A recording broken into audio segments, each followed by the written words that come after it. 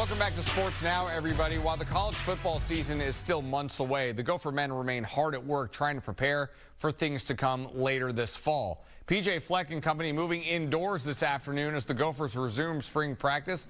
The Gophers announcing they will not hold a spring football game this season, but the team needs all the practice time it can get because there are a lot of new faces both on the field and on the sidelines.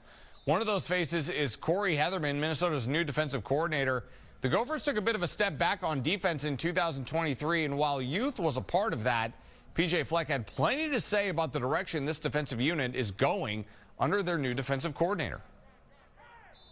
We did have some depth issues that were a lot of youth behind it, but we knew if we got to that position, it was worth the investment.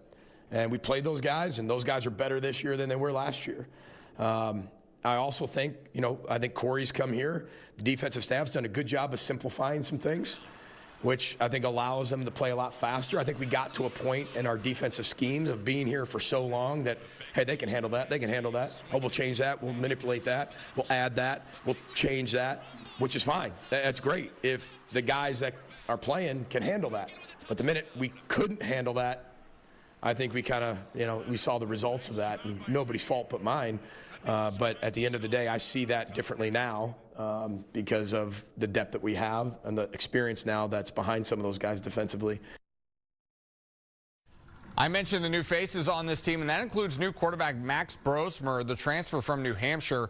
PJ Fleck has been very complimentary of his new signal caller and his ability to adapt quickly to how the Gophers want to play. In fact, Brosmer has impressed his teammates so much that he's already been named a team captain, and that is an honor that is not lost on the new Gophers quarterback. I think playing quarterback, there's a dependency of leadership at the position.